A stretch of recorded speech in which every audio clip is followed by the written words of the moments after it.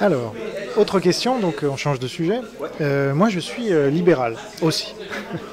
Et je considère que l'enrichissement est une bonne chose, si elle n'est pas le fait du vol, évidemment. Or, de nombreux chrétiens que j'ai pu rencontrer dans ma vie ont tendance à diaboliser l'argent, notamment en France, notamment les catholiques. Alors, je ne sais pas s'il y a un lien.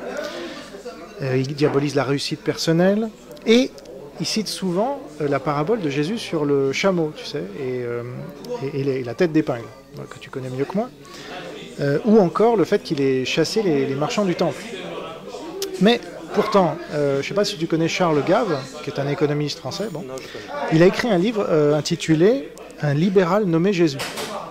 Et il est vraiment sincère, hein, parce qu'il est chrétien. Donc c'est pas pour... Sans oublier de nombreuses paraboles sur l'enrichissement, notamment la parabole des talents, que tu connais mieux que moi aussi. Quelle est ta position par rapport à tout ça ? En fait, Dieu, dans la Bible, n'est pas contre l'argent. Dieu a permis que l'argent existe, c'est pour qu'il soit utilisé. Mais ce qui est important, c'est de ne pas en faire son Dieu, en fait. On appelle ça le Dieu Mammon.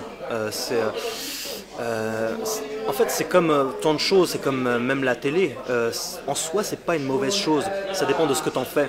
Effectivement, si tu deviens millionnaire, c'est pas pour t'acheter une villa avec 4 voitures, des Porsche ou un hélicoptère ou je sais pas quoi. Parce que Dieu, l'évangile, c'est pas un évangile de prospérité financière. Bien sûr, il faut de l'argent et Dieu le sait très bien et il pourvoit. Effectivement, il pourvoit à nos besoins. Je sais que moi, il pourvoit au mien en tout cas. Mais vous te demandez comment ou c'est... Et il n'a pas fait de moi un millionnaire. Parce que par exemple, le jour où j'ai donné ma vie à Christ, je l'ai accepté comme Seigneur et Sauveur, j'ai eu de façon inespérée, chose qui ne m'était jamais arrivée avant, la chance de pouvoir vivre de mon art. Et donc avec un partenariat YouTube, tout ça, donc tu vois, Dieu se sert il est beaucoup sur internet, Dieu, hein, bien sûr, et il se sert de tout ce qui environne, tout ça, pour pouvoir faire avancer ses enfants. Mais de là à faire de nous des millionnaires, s'il fait de toi un millionnaire, c'est parce tu as une tâche bien précise que Dieu t'aura inspiré au préalable. Mais donc un chrétien milliardaire qui vit dans le luxe total, là il y a un problème, c'est clair. C'est pour ça que j'ai expliqué d'ailleurs dans une conférence au Théâtre de la Main d'Or chez mon ami Dieudo que l'un des premiers endroits où il irait sans doute, ce serait au Vatican.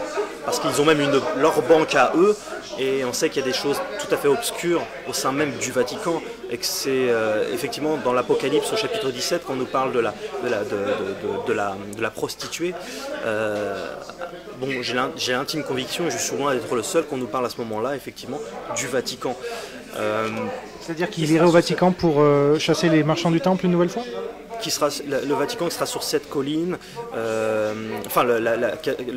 pas le Vatican, mais la prostituée sera sur cette colline, qu'elle sera vêtue de pourpre, de blanc écarlate, etc. En fait, il y a plein de signes très intéressants. Quand on fait les liens, on s'aperçoit très bien que c'est en fait... Et on s'aperçoit aussi que le Vatican a fomenté beaucoup de sectes, d'organisations, en fait, et que tout vient de là.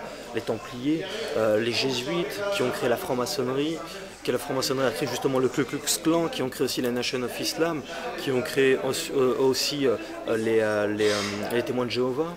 Hein, Charles Taze Russell était franc-maçon. Et jésuite, absolument.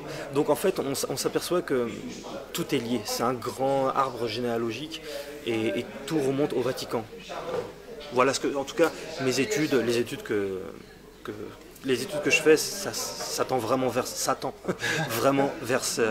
le Vatican, qui est un gros problème, quoi. C'est pour ça que moi je ne suis pas catholique, je suis ni protestant, je suis ni orthodoxe, je suis juste un simple disciple de Jésus-Christ. Il y en a qui me disent t'es pasteur, t'es prophète. Non, je suis disciple de Jésus-Christ.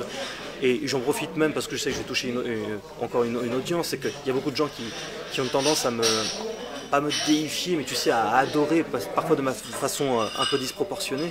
Et je le répète souvent, ne m'adorez pas, aimez-moi, mais ne m'adorez pas, adorez que le Père.